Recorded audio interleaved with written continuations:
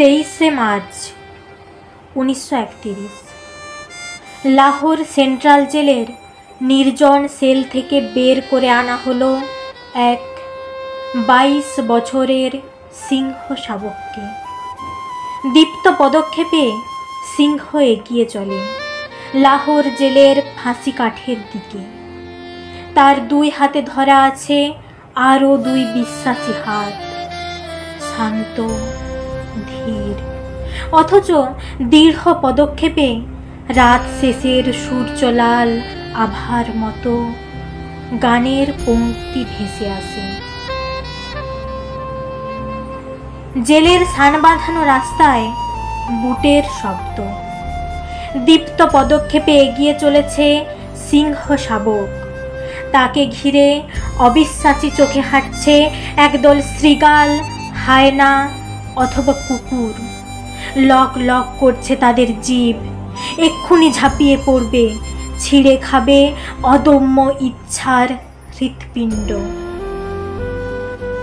8ই April 1929 হায়না মার্কা বড়লাট যখন জননিরাপত্তা বিষয়ক এবং শিল্প বিষয়ক বিল জোর করে জড়িয়ে দিলেন ভারতবাসীর গলায়, সেই সিংহ শাবক বটুকেশ্বর দত্তের সঙ্গে প্রতিবাদে মুখর হয়ে একটার পর একটা বোমা ছুড়লেন কেন্দ্রীয় বিধান পরিসভায়।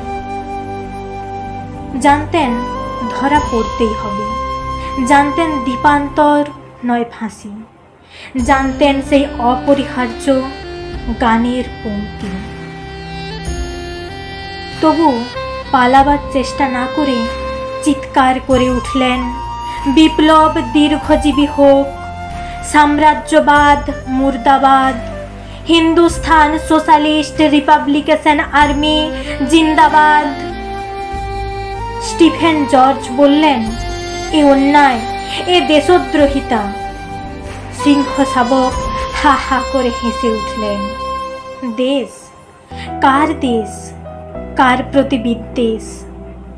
তারপর আদালতের সব কোটি জুরিকে বিচলিত করে, প্রত্যেক অলিন্দকে বিচলিত করে, প্রত্যেক ইট জীর্ণ করে হুঙ্কার, এ বিপ্লব আমাদের জন্মগত অধিকার, কে করবে হরণ তাকে, আছে এমন সাধ্য কার?